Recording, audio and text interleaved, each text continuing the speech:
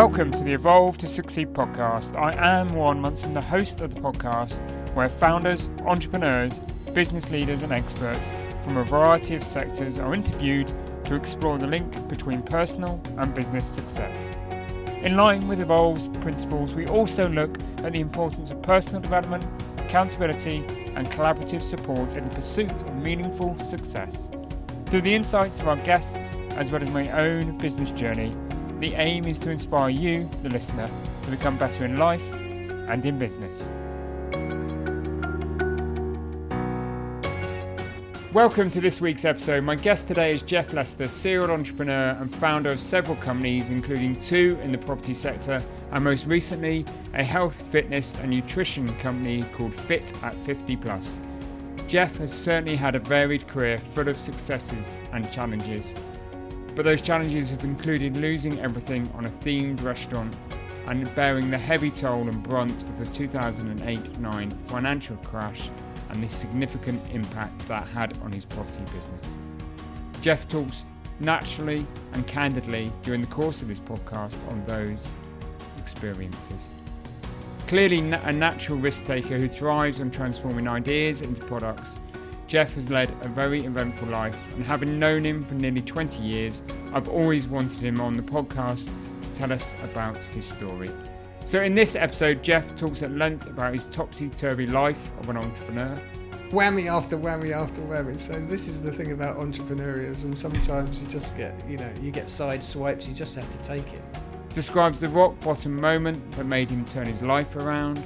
And then very shortly after that, I got diagnosed with prostate cancer and having a tumour in my bladder. And how he's used the accumulation of all of his experiences to start yet another business. What you really ought to do is you ought to share what you've been doing for the last 14 years as a product. This podcast, amongst others that we've recently recorded, proves that leading a business can be challenging. And that's why Evolve gives you the access to a community of like-minded business leaders and supports you through our peer groups, our coaching, as well as providing training and development for you and your team. These core services are supported by our regular events, webinars, insights, articles, and this, the weekly podcast.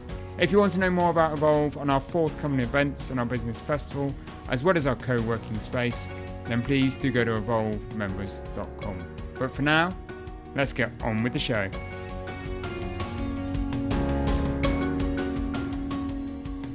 Jeff, welcome to the Evolve to Succeed podcast. Fantastic to be here. Absolutely fantastic. Thank you so much for inviting me. So we probably should say from the off, I've probably known you nearly 20 years, Jeff.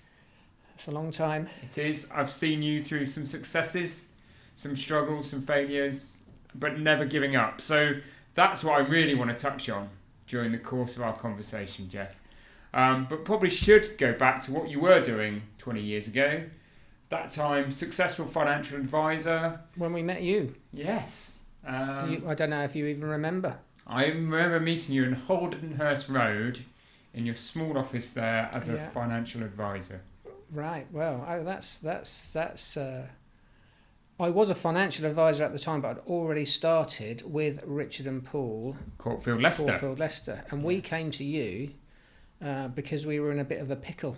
Mm-hmm. If you remember rightly, we'd got into a little bit of a pickle with our CIS or something like that, and our existing accountants hadn't done a very good job. We'd ended up in a court situation, I think, and the judge said you need to find yourself a decent firm of accountants. Yeah. And the lady that was representing us, I can't remember her name, lovely lady, she said to me, I've got just the guy for you. He's just started up on his own. Chap by the name of Warren Munson. Yeah. And the rest is history. We solved that problem, as I remember and recall. You became the accountants for Leicester Corporation. Yeah. Which was great. Definitely. Good times. So that was that ever your first transition from sort of in business, from going from a financial advisor to a property developer? Not really. I mean, I'd been in financial services.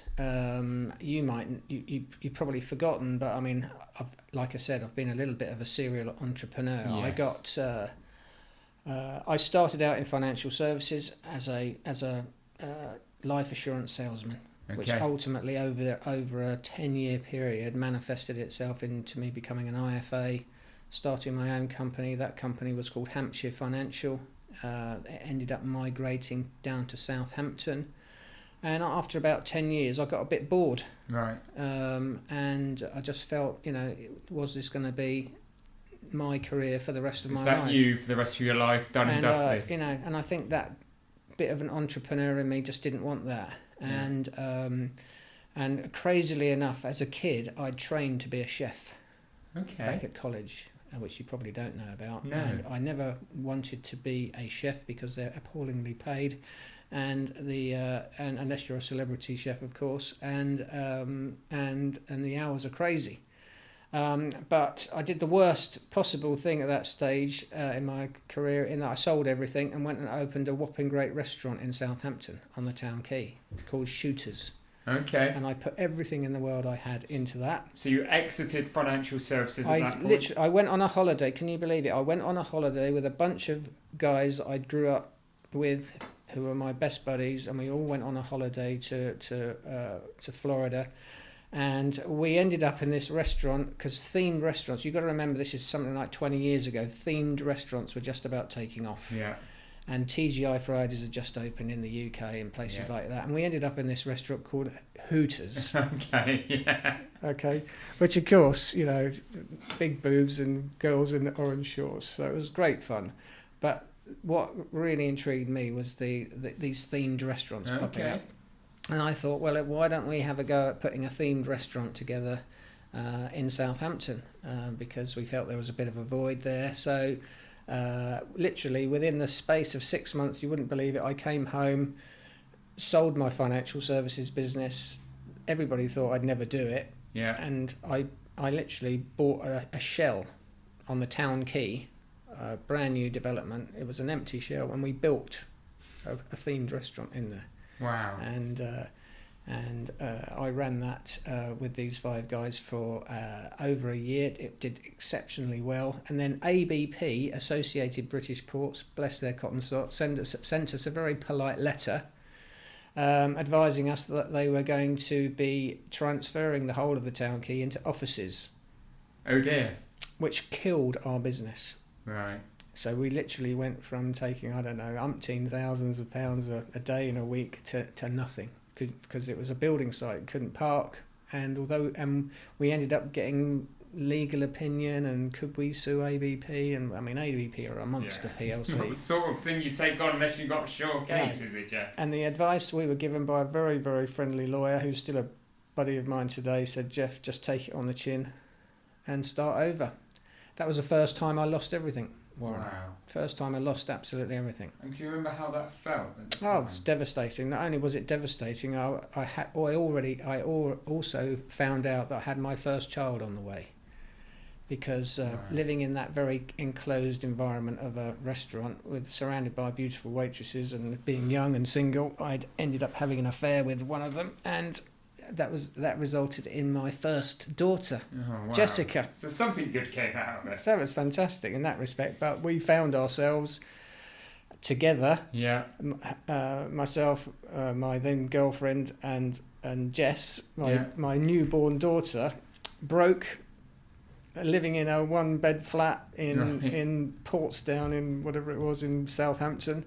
And I went back to financial services. Okay, because that's what you knew. That's how you knew you could make money. To start all over again. I ended up going to get a job at Eagle Star, I remember. Okay. Because I was not qualified then. All the FSA rules had come into place while I was doing the restaurant business. So I found myself unqualified to do the job that I'd actually done for like 15 years. So it was back to the floor. So I had to go back to the drawing board, back to school. Right. Got my qualifications, worked for Eagle Star for a year, and then started the company then called Hampshire Financial. Right. And that became a success in itself. We became a very specialised business doing SIPs and SASs. Yeah. And we arranged a number of SIPs and SASs for some of the top guys around. Yeah. And because it's property related, SIP and SAS, that's how my interests spiked in property. Okay. And property was booming back then, and so I was starting to do quite well. Hampshire Financial was doing well financially. I had a bit of money, just been out and bought my first Ferrari. Okay. And I was having a garage built on the side of my house to put my new toy in. So no longer in a one-bed flat. No longer Life's in a good one-bed again. flat. No longer. But I parted company with my partner. It was never going to work. We stayed together for a year. I was then a part-time father to my daughter Jess, and things were good again. Yeah, life was okay again. Thanks. So I then teamed up with Richard and Paul, who you know well. Yeah. The reason I met them because they built this extension on the side of my house. That's how I met them. Right. And they were referred to me by a good friend of mine. We became pals. We really hit it off. We started socialising together, and I came up with this idea. Look, come on, guys. You guys are never, you're never going to get wealthy. Yeah. Building. Yeah. As contractors, the money is to be made in developing. Yeah. And stupidly they believed me. Yeah. And together we started Courtfield Leicester, which I owned half of because I put all the money into it, and they owned half of, and they did the work. Yeah. And we bought our first development down in Bournemouth, and the rest is history. It became a very successful little development company, and within a year I'd sold the Hampshire Financial business. You then thought, right, property's me. I never wanted to go back into financial services. I did it because I had to. Yeah. I got bored for a reason the first time around, and that was starting to happen again. Yeah. And I much preferred property. I much preferred making something, so I could see it. So there's not even part of you even now with the story that will flow through this that thinks, why weren't you just content with that nice lifestyle, the financial services business, the nice house, the Ferrari? All of my friends asked me the same thing. I mean, the first time around when I quit my financial services business, I mean, I was a very young guy, probably in my late 20s. I was already becoming financially secure. I had a nice home, nice cars, a beautiful girlfriend. I was just a frustrated business person, and because I think for a lot of people, especially entrepreneurs, business and entrepreneurialism is a key part of life. It's a real driver. It's like a hobby. I don't go to work because I have to go to work. I go to work because I absolutely love it. Yeah. And unless it's challenging me, unless it's something I've got my heart and soul in, you start to lose interest in it. So for me, and it's been the same situation throughout my whole life. I've never got up in the morning and felt, I'm at work. Yeah. So it's never about lifestyle per se for you. It's about the challenge. Yeah, and it's and about seeing opportunity and seeking out and that seeing whether or not you can pull it off. Yeah. See whether or not you can make a success of it. Yeah. And I also really, really loved working with Richard and Paul. We're still all very close, and it was a great shame. You made a great success of it, didn't you? Because it was a great you were success. building multiple sites. Yeah. 100 units a year. Yeah, plus, we were doing very, very well. Yeah. And it was a real unfortunate situation. The 2007-8 financial crash, wiped out a lot of property developers, and it was heartbreaking, absolutely heartbreaking. It probably was the second time my heart was really, really broken. Yeah. The first time was when my father died very young, and he was my best mate, and that was that was my first encounter with the dark side of life, and of grief and of loss. And I felt that similar grief at that point, because we also had, we probably had, I don't know if you remember, we had quite a few staff, because we did a lot of our own building work with our own team. What made you different, wasn't it? You weren't purely a developer, you built out the sites yourself. So we had probably about 15 or 20 people. Some of them have been with us, since the get-go, and it was heartbreaking to have to let them go, but, looking back now, I suppose wasn't a problem because they were all great people and they were always going to find income, work. They were always going to find a new way in life. But still, yeah. But it's an interesting thing though, just to explore, isn't it, Jeff? Because when you are the owner, it's something I've tried to contemplate a lot recently, and I suppose it's because of the pandemic and everything. Yeah. There's a big sense of responsibility. Huge. That rests on your shoulders, Huge. and I don't think unless you've been there, you quite understand that feeling and sense of responsibility that you take on as your business builds. Yeah. You know, when it's in those early days and there's 2 or 3 of you,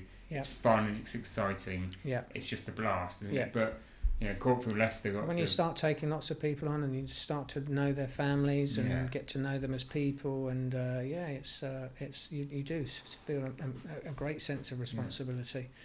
And it's funny you should mention that because I cover a large part of that off in my new book. Your new book? Well, I'm going to allow you a plug for the new book. What's the new book called, Jeff? It's called, and I shouldn't, I mean, I'm probably allowed to swear on there, it's called Fucked at 40, Fab at 50. Okay. And obviously it's a play on words as far as the book is concerned. But yeah, I had a lot of pleasure in writing that. Yeah.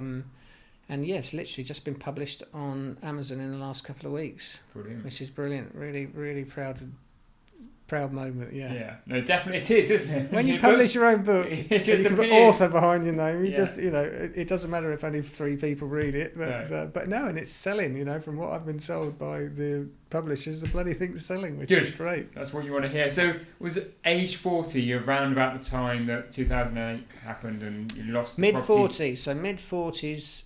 Courtfield Leicester went down in 2007-8, and although we fought for about a year to save it with our tenant reports and Christ knows where the company went. So I found myself, I think it was in 2008 or 9, about 46, I think I was, broke again. Yeah. Because the big lesson here, obviously this being a financial services related chat, is that I think I made 2 really big decisions in that whole time that we owned that company. It was 15 years we had Courtfield Leicester. Was it that long? Yeah. So it was a good successful spell, wasn't it? Yeah. But I made one fundamentally great decision and one catastrophic one. Okay. The great decision was we were brave enough in the end to switch banks to remove our personal guarantees. Yeah. Because we started with Barclays. Yeah. I can't remember our manager, but he was a very well liked guy locally. But 6 years in, we pulled him into the office and said to him, "Look, we've gone from borrowing a few 100,000 to a few million. Yeah. We're still taking mediocre salaries as you do in property because it's so capital intensive. Yeah. But we're now sitting on millions of pounds worth of debt." And we're personally guaranteeing it. That we feel very, very uncomfortable with that. And me coming from a financial services background, really understood what that meant. Felt particularly uncomfortable about that. But it was Mike Clark, if I remember rightly, from Barclays. Okay, I think since retired. Anyway, so we sent Mike away to Barclays to see if they could remove our personal guarantees. He came back and said they wouldn't do it. We then got courted by Bank of Scotland, who we all know. Yeah. So Mike Union was our account manager. Really nice guy. Who became best buddies with Paul. They used to go and see the rugby together, and I think actually Paul became a godfather to one of his children or whatever, something like that. But they became really close buddies, and we moved our banking, all of our borrowing. It was very expensive at the time, very bloody painful at the time, but we shifted it all over, and of course we ran for another 7 years with HBOS, very successfully. Yeah. Grew the business even more, but HBOS were the bank that got hit the hardest. And they got hit early, didn't they? They got hit early. They got hit hard, and they in effect, Mike Union, if he's listening, bless his cotton socks, I can remember him coming into the office and walking straight past my door, which he never did. He used to walk past my door and give me a wave or say hello, but he just dived past my door and into Paul's office. Right. And I could hear concerned conversations going on in Paul's office, and I sort of picked myself up and went into Paul's office, and Mike was explaining to Paul that we were FUCK'd. Yeah. That the bank was rolling over. It had no money. It couldn't even honour the loans that we had in place. Right. And that his job was to find ways not to let us draw money down. Wow. And to tie us up in knots, and whatever it took not to pay, not to let us draw down. That was his instruction. So he had resigned there and then, and had come straight to our office to tell us what was going on. God. And ironically, would you believe it, 2 weeks later he was recruited by Barclays. That's the bloody irony of it. I think he's still there. So we lost everything. He went to Barclays, but yeah. And you talk about that. And you talk about the catastrophic decision. So the good one was to remove the PGs. Yeah. The catastrophic? Catastrophic decision was we left all of the wealth in the business. Right. Didn't put anything the other side of the fence, as talk to clients about. We were building a property portfolio, as you might well know. Yeah, I remember. We owned a portfolio of property from right the way from Torquay all the way up to bloody Salisbury, which was our pension scheme. And stupidly, and I kick myself now, I suppose for tax reasons or whatever, we left the property in the company, and we obviously cross guaranteed it, rather than have the personal guarantees. Yeah, and that's it came back to bite us on the ball, and we ended up losing it all. Yeah. So literally the whole property portfolio went. But is that the sign of the entrepreneur that is always the optimist? That even when somebody comes in and says you shouldn't structure it like this, you need to protect it, you need to put it in a different company. Yeah. You're like, no, this journey's going to roll and ride, and nothing bad's going to happen, and ever the optimist. No, I know. I mean, it's a good lesson. I'd like people to learn from that lesson. If it was one thing I could change, it was a big mistake, and I shouldn't have done it. And if I, in hindsight, I'd have done it a lot differently. Yeah. And my advice to anybody that's contemplating that, especially if they're in that property bubble, just be careful, because the banks are even more ruthless today than they ever have been. And how did it feel that year when you were fighting? You've talked about that you spent a year trying to fight and retain, and how did that make you the frustrating things of all the detail of the frustration? I mean, you write a book on it. I mean, you probably remember back then that HBOS were forced into a merger with Lloyds by the Chancellor of the Exchequer, and we thought that Lloyds would step in and help us, because we had a 50-page Tenon report. An independent Tenon report cost us thousands personally to have it put together that supported the continuation of the business. Said there's nothing wrong with the business is sound, you should be supporting it. And both HBOS and Lloyds said they couldn't do it. And then we put a finance package together through MSP. Yes. Do you remember the old guy that used to own MSP? They're still going strong now, I know, but the founder, I actually, because I've got a home in Mallorca, this guy's got a home in Mallorca as well, literally just down the road from me. And I ended up speaking to him on the phone. He said, look, I can't deal with you directly, Jeff, because I'm in Mallorca. And I think the guy was in his 80s. Right. And I said, look, I'll fly out to you. So I literally flew out to Mallorca to meet him. And he said, look, I'm just a financier, Jeff, all I do. But I ended up talking him into doing a JV with me. I said, let's joint venture together, buy it all back. And we were going to do it. So we put an offer together. He put an offer together for MSP to buy it back, put the offer to HBOS, and it was approved. Okay. So it was fantastic. So high five. We're buying it all back from HBOS. Fantastic. The merger went through with Lloyds, and Lloyds pulled the plug on it. So it was sort of a whammy after whammy after whammy. So this is the thing about entrepreneurialism. Sometimes you just get, you get side swipes. You just have to take it. You pick yourself up again, don't you? Yeah. Sometimes it's difficult. That's a real low. I mean, you joke about the title of your book, but that's kind of where you were. I was Mid-40s. fast. I was on course then for hitting rock bottom, because when you're young, you're bulletproof, absolutely bulletproof. I mean, when I was young, having setbacks, having failures, the restaurant business, it didn't mean anything. Losing it all, it didn't matter. It was, for me, and I touch on it in the book, the first part of the book. For me, when I first started in business, it's like sport. Yeah. I'd come from a sporting background. I'd used to race motorcycles professionally. For me, business was like a transition out of sport into a different sport. And it was just about winning and doing well and performing to your absolute best. It wasn't about work, and it wasn't about a job. I'd never want to do that. No. But fast forward to when you're 45, 46, and you've lost everything, and all your staff have had to be laid off, and you've got a young wife, a young family. My daughter came along very shortly after yours. Yeah.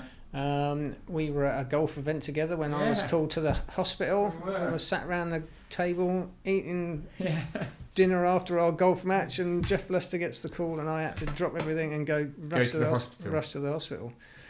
That's when real pressure kicks in, because it's not just you. Then you've got a lot of responsibility to those around you, and I was at an all-time low at that point, and we were proper broke, and I didn't really see, because the recession. It was really a deep recession. Yeah. What I was going to do. I suppose you weren't going to go back to financial services, because that moved on in 14 years. And the whole industry had moved on. Different world. Property was dead on its knees, wasn't it? You didn't have capital to go back into that world. And I basically, I just had this thought, what the bloody hell am I going to now do for the next 15 years of my working life? It was a real conundrum. It was a real challenge to think, and I said, well, thank God I think I'm a bit of an entrepreneur, because I've got to think of something to fill the gap, because I haven't got any money. I'd remortgaged my house just to raise some money while all the world was falling apart, having come from a very sound financial services background. I knew about mortgages. I don't know if you remember Northern Rock Building Society. You really did pick them, didn't you? Well, when everybody was queuing around the block to get their money out, I actually slipped a mortgage application in and was one of the last ones to be approved. Okay. So I nicked a remortgage out of Northern Rock Building Society, which saved our bacon, because it allowed us to raise a little bit of money to give us a little bit of breathing space. Wow. And I needed to get away. Okay. So we ended up in the States. I ended up letting our home. Yeah. And the rent that we received on that property ended up allowed us to rent a small place in the States. So we went and lived on Santa Monica Beach in California, very close to a very, very good friend of mine who's also a bit of an entrepreneur. And just to sort of breathe a little bit and decide was what the hell. About finding yourself again? Was that about a little bit about running away from the issues? What do you think the motivation deep down was? Oh, it was to get away and to try and find what the hell I was going, and really think about what the hell I was going to do, because the pressure here was just so great. And it was really, in the end, it turned out to be a good move, I suppose, for lots of reasons, because a lot of things happened from that trip. I mean, I tell you why I'm an entrepreneur, Warren. I mean, you'll never believe this, but years before I'd gone to the States. I'd been going to the States for 20 odd years, and I'd been to the States. The previous time I'd been to the States was about 5 years before. I met through this very good friend of mine that's out there, who's a very, very successful printing business. I met this guy that owned one of the last remaining denim mills in the US. And if you can think about I mean, I could tell you, we could have a whole podcast on this, I can tell you, but it was basically the rise and fall of the denim industry in the USA. I mean, at the peak of the denim industry, towns were built around these factories, like Levi's and Wrangler. towns, schools, hospitals were built around these factories, and the factories were absolutely enormous. But they were now all dying, and there were loads of them, and there was about one or two left in the States, because all the denim was now being manufactured in the Far East, China and India and Christ not what else, and the towns were all crumbling and whatever. And I when I was sat twiddling my thumbs, I pulled out this file out of my drawer because I've written down a few ideas, because I said to him back then, well, why don't you do an Americana revival brand? Right. And pull on the heartstrings of the Americans and say, right, these jeans are twice as expensive. They're a little bit like your I can't even remember all the top brands now because it was so bloody long ago, but why don't you create your own premium brand? Yeah, made in the USA. Made in the USA from US denim. It's cost twice as much, but it doesn't come from China and it doesn't come from anywhere. It's all homegrown. And they said, yeah, we would love to do something like that. So I ended up phoning this guy saying, look, my business has just gone a boom in the UK. I'm coming out to the States for 3 months. Here I come. Do you want me to work on a little business plan project for you? Because it would be something for me to do, because I just can't stop. And long and short of it is, he and 3 other denim mill owners got together and said, right, okay, and they commissioned me to do a little report for them. So I actually spent 3 months in the States working on an initiative, which was great. Some focus which was great fun. So I put a little plan together for them, and I don't know whether they did it or not, because my then wife, who had come out to the States with me, because decided I was then starting to think about moving to the States. Okay. The conversation around these denim mill guys was, actually, Jeff, we like you. Why don't you come in and work? Why do you come and work in the States? Why don't you set something up with us? Okay. Yeah. Us 3 denim mills come together. We'll do this business, and you can come in and consult or head it up or lead it or whatever. Yeah. So there was a conversation going on about me then. Yeah. Us moving to the States. That didn't sit well with my ex-wife. She which was probably another good reason why we went. Yeah. Because she made it very, very clear towards the end of the 3 months, our 3 month stay, because we were on a 3-month visa, that she didn't want to live in the States. She was very close to her family at home, and that it wasn't an option. Right. So we came home. So you came home. And then very shortly after that, I got diagnosed with prostate cancer and having a tumour in my bladder, which was quite large. And then this is when I've written the book around this rock bottom, fucked at 40, because we all think about business as being the be all and end all, but it's not, is it? It's your health. Yes, absolutely. And it's quite ironic, because when you sit in front of a oncologist who you've never met before, and they tell you you've got cancer, and you don't feel ill, you feel completely normal. Everything that's really important gets crystallized in a nanosecond. Yeah. Just like that. And it's certainly not money, and it's certainly not business, and it's your health. Yeah. It's your health, and it's your family, and it's the ones around you care about. Yeah. That's so that was the point where lots of things got crystallized for me. Yeah. And shortly afterwards, I ended up on a skiing trip to Austria, which I go on every year with the same bunch of guys. Right. 2 of the guys that I go on one of the guys I go with was one of the original investors in the restaurant business. So one of those old time guys. Yeah. One of my these are lifelong buddies. I've been skiing with them for 20 years. Yeah. We go to the same resort because Paul, one of the guys that we go with, has got a little home out there, and I decided that. I had a referral for a clinic in Switzerland, an alternative healthcare clinic in Switzerland. Okay. So I went to Switzerland. I actually got on the train from Zell am See, did a beautiful trip across Austria to Switzerland, and went to see this consultant. And very, very simply, in a very, very matter-of-fact Swiss kind of a way, the Swiss have a real way about them. We do. They basically said, Jeff, if you don't change your life, you're probably going to die. Right. and you've got to go home and do some serious thinking. You've got to, you can, forget about having a fulfilling life. If you don't change, you probably have no life. Right. And that was also a big moment for me. Yeah. So I came home and went through this massive life change. I was taking this supplement plan that they devised. I changed my diet. I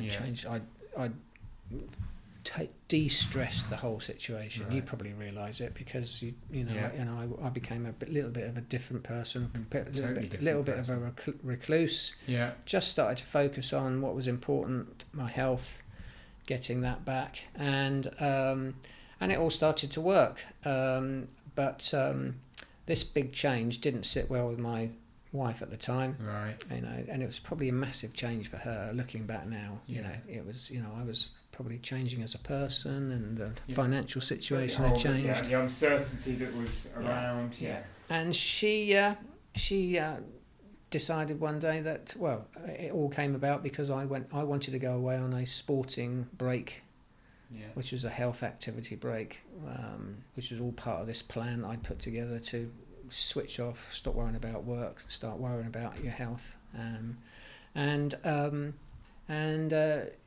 She advised me she wanted a divorce, right, which again was a bit hard. I didn't want a divorce at the time, and so I felt like within the space of a year, business, health, cancer, divorce, I was at rock bottom. That is rock bottom. I was going to ask you how you define rock bottom, but I think you've just done it there, Jeff. There it was. So, where does your resilience come from, to overcome that? And what do you define as resilience? Because at some point you're on... I don't really know. I think when I came back from Switzerland, I said to myself, you've either got to get... it's a cliche, isn't it? You've got to either get busy living or get busy dying. Yeah. And you can either look at your situation and feel dreadfully sorry for yourself, or you can pick yourself up, dust yourself down, and make something of it. Yeah. And that was 10 years ago now, I think. Around about 10 years ago now. So I think what happened with the divorce situation, it made me even more determined to focus on my health. Okay. It actually gave me that, one of the things that they said to me out in Switzerland is that you've got to make significant life change. Okay. And human beings don't really like change that much. No. And I suppose in one respect, my wife carried out one of the biggest changes for me. She made the decision for me. Yeah. And although at the time it felt to me like another heartbreak, looking back now, it was one of the best decisions she made for me. Yeah. Because our marriage obviously wasn't working. It obviously wasn't right. I became a sort of a joint. Our daughter lives half of her life with her mum and half of her life with me. So we share custody of her, which has worked. And I then went through that change process, absolutely committed, in a really committed way, and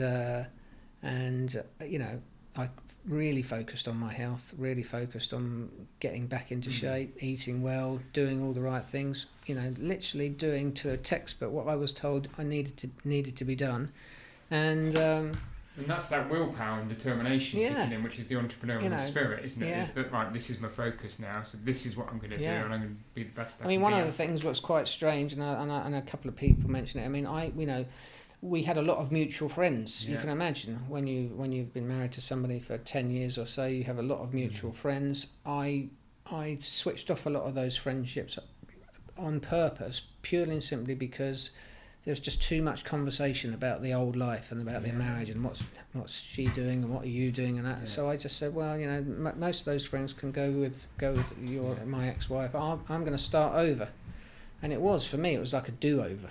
Right. It was like starting from bloody scratch. My I had my daughter, which was great. I had a handful of friends that were really my buddies, and I got involved in a sport which I absolutely fell in love with, which is beach volleyball. Would you believe? Because I live on the beach, you know, and it's crazy because I'm 50. I was 50 years old at the time. Never hit a beach volleyball in my life, and although I'd played loads of tennis, and a stupid little thing like that became a life changer for me because it opened a whole new community of friends. Yeah. Ultimately, it ended up with me meeting my partner now, who is crazy. You know, she's half my age, absolutely beautiful inside and out. And 6 years on, as you know, we've just given birth to my son. Yeah. And I've always wanted a son. You know, I'm 59 years old. I've got 2 beautiful daughters, but I've always wanted a son. Would you believe, at rock bottom stage, when you've got cancer, your business has just gone tits up, your wife's just left you, you know, you've got, you know, you're in absolute rock bottom, that 6 years down the line, you'd meet the woman of your dreams. Yeah. You know, we get on like an absolute house on fire. She now runs the lemon squeezy car business. And we've got a great set of friends, and life's fantastic again. Brilliant. I'm in great health. That's what we want to hear. That's just. You just got to go. You just don't know. You just unless you change, unless you chase it. And has it changed your view to being entrepreneurial? Because you've talked about you started in the period since you've started Lemon Squeezy Cars, Motorhound, part of Artisan Property Partners, Denticare. There's lots of smaller ventures. Yeah. That you're nurturing and you know bringing forward. Some of them haven't got off the ground. I mean, we came up with this dentist care business, which I thought could be a great success, and in fact it was so close to being a great success, but the pandemic killed it because we literally were bringing it to market at the point of the pandemic starting, when all the dentists closed. Yeah, it's gonna have an effect, isn't it? You know, so you couldn't get worse timing. You know, sometimes for entrepreneurs, you know, timing is absolutely key. You either hit it when the time's absolutely right. You can have the best ideas, can't you? You can be as determined as you like. Or you can get squashed. Yeah. You can have the best idea and you bring it to market and a tsunami happens. It's just you just can't odds it. But you can't say, right, that's it, I'm never gonna do that again, I'm never gonna try that again, because what the pandemic then did, it just gave me the opportunity. With entrepreneurs, people say to you, where do you come up with all these ideas? You know, for denim jeans or fit at 50 plus or dentist care or lemon squeezy cars or whatever, because lemon squeezy cars is a completely different business from the mainstream. It's a car club business that leases low cost cars to people that haven't got fantastic credit. That just want to drive a really decent car at a low cost without having to get themselves involved in a really expensive lease, and a lot of people can't even get a lease or finance if they've got the credit rating to do it. So we've carved out a really, really nice little business there, which is growing great. So where does the ideas come from then? This is just it. If you're a real entrepreneur, you literally they don't not stop coming. They just come and they drive you mad. Yeah. Because you've been driving down the road and you see something, you think, bloody hell, you know, you should, you know, you see something. You could do that differently. You could do that differently. You could do it. It just happens. It's just there. And I just woke up one morning when the pandemic started and all this talk then of health, you know, and obviously older people were being affected by the pandemic. And crazy enough, I'd just come back from my skiing trip of that year in March, when we were getting off the plane and a few people on the plane were wearing these masks, and you were looking at them thinking, they're a bit odd, aren't they? I mean, they're taking it a bit too serious, this things that's going on in China, you know. And a few months down the line, of course, you know, we're one of the worst hit countries in the world. You know, it's absolutely crazy. But it gave me the opportunity to think, well, I've been on this amazing health trip for 14 years, and I've been taking this amazing supplement plan that was largely prescribed for me out in Switzerland, and I've been doing all these other things, which I now call the 4 pillars of living forever young. Okay. Which is making sure you get the right nutrition, making sure you get the right exercise, making sure you've got the right mindset, which what you talk about, and Evolve is brilliant for that, and also getting the right amount of sleep when you're over 50 is absolutely vital. And if it means you can't join the 5 a.m. club, then great, don't join the 5 a.m. club. If you have to sleep until 8 or 9 o'clock in the morning because you're 50 years old, then do it, because that's what your body needs, okay? Your body repairs itself when it's asleep. Yeah, but usually you can't get great sleep unless you've got a great mindset, you are doing exercise, and you're looking after you can't just do one. Nutrition. You can't do one. You've got to do all 4. Yeah. And that's what I do. I do all 4 every bloody day. Yeah. And it's just a religion. Yeah. And I just thought, well, hang on a minute. How many other 50-plus-year-olds out there, could take a little bit of inspiration from what I do? Yeah. And the supplement plan I was taking is very, very expensive. I mean, it's big bucks, in the big scheme of things, because there's no compromise on the quality and on the strength of the product I was taking. And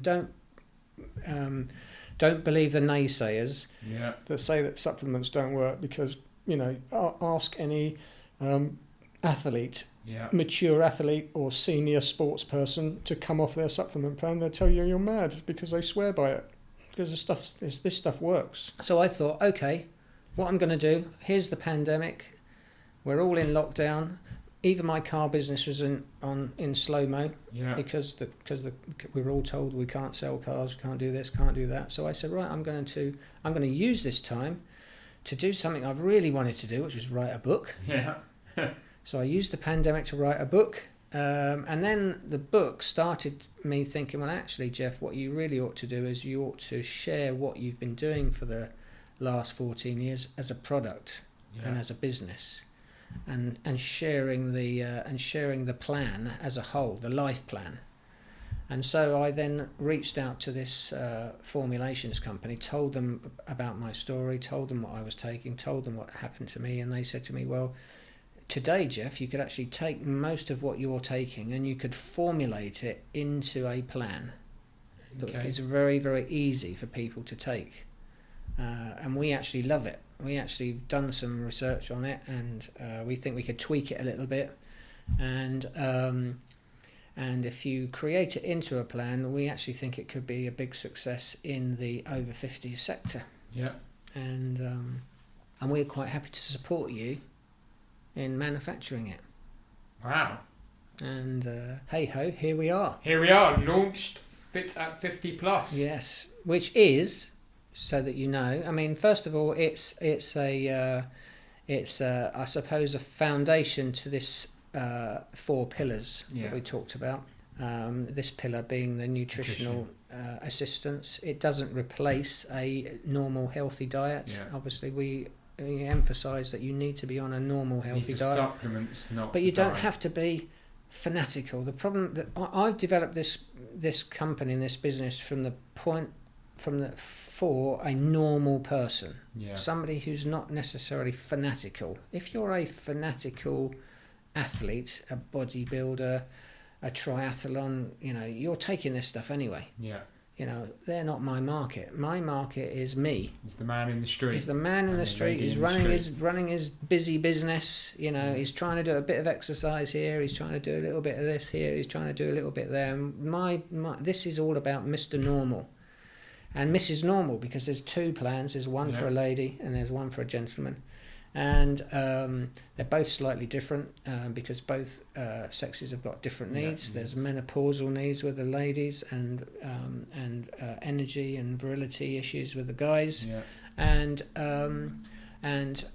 so so we got on board a cracking nutritionist and formulator, and here we got this fantastic, brilliant plan. And on this journey then, has your view of business and being an entrepreneur changed in the last 10 years? No, not at all. I don't think so. It's become a little bit harder in some respects because I think from the last recession, the art of borrowing money has become harder. Leverage has become harder. Yeah. and your poor average entrepreneur has to put his soul on the line. Absolutely, he has to put his house on the line. It's just, the banks. And this is why entrepreneurs should be admired when they achieve their success. Yeah. You don't see the blood, sweat, tears, and risk that they take to get where they've got. So when the small amount that hit the big time, they deserve all the kudos they get. Yeah, they need the plaudits, don't they? They do, and they inspire us. The Cass Patons, they inspire guys like me to continue to keep striving. Yeah. And have you found it's that early part, that invention of the business, that really kind of turns you on? Yes, it is, because the part I'm doing right now is the hardest part, purely because there's so many skill sets that you need to engage. I don't employ anybody, but I think I employ something like 10 or 15 people on this project. I mean, because you're outsourcing. Because I'm outsourcing, and sometimes it's even more difficult to outsource because you've got to time manage those people into your business. So every aspect of this business, I have to outsource and manage that relationship, manage the timing of it, and it can sometimes be brutally difficult. Yeah. And what are your dreams and aspirations for Fit at 50 Plus then, Jeff? 6 years, sell it, 100 million quid, bit like Harry's shaving. Something like that. That'd be great. Right. Well, there's the dream. There's the aspiration, listeners. Watch this space. And then one of the big things that my partner and I are into, we follow a young couple called on YouTube called Le Vagabond. Okay. So if you're into sailing, which we're not into yet, we follow this young couple called Le Vagabond. They've been sailing around the world now for 7 years. I mean, they started off in a tiny little boat, just doing their own little thing, and they've grown this massive YouTube channel. Have now bought this multi-million-pound catamaran, all off the back of YouTube. It's absolutely, and they literally, their lives are spent sailing around the world, and that's what Olga and I want to do. Olga and I want to get a catamaran, and that's your inspiration. And we're gone. Yeah, you're gone. We're gone. The next podcast we will have will be a remote Bahamas, one in the Bahamas, Warren. Yeah, in 6 years' time. Listeners, hang on in there. So I suppose we always end up with the podcast asking the question about success and your definition of success. But first off, I want to ask, is your definition of success today different to what it was in the heydays of Courtfield Leicester? I don't think so, because even with those lessons learned. I suppose with the lessons learnt, I would do things differently. Yeah. But the primary drivers are the same. Okay. Am I risking it all now, Warren? Yes, I am. It's just in you. It's just there's no other way. No. So so let's end the podcast with the final question. Jeff, what is your definition of success? Definition of success. I suppose it's controlling your own destiny. For me, it's controlling my own destiny. Being here doing this podcast with you is great. That's the epitome of I suppose some level of success, because you're recognised by your peers as being an individual, doing your own thing, chasing your own dream. Yeah. And Bournemouth's a fantastic place because obviously it's a relatively small business community, and it's great to watch those people that are doing well and achieving their objectives and their goals, and it's great to see young people coming up and achieving great success. So for me it's just the moment I stop enjoying it is the moment I'll stop. Yeah. I'll go and get a job. Okay, Joe, I can never see that happening, Jeff Lester. So, it's been great to have you on the podcast. I've wanted you as a guest on the podcast because of your ability and your honesty, and you've just told your stories so candidly today, Jeff. Yeah. So thank you for being a great guest on the Evolve to Succeed podcast. Mate, thank you very much for having me. It's been a pleasure. I love Jeff's passion for being an entrepreneur and envy his willingness to really throw everything into whatever business idea inspires him next. However, as we've heard, it's that very same single-minded approach that, at one point, caused Jeff's life to unravel a bit, both personally and from a health perspective. A scenario we, as business owners and leaders, can probably all attest to some degree or other.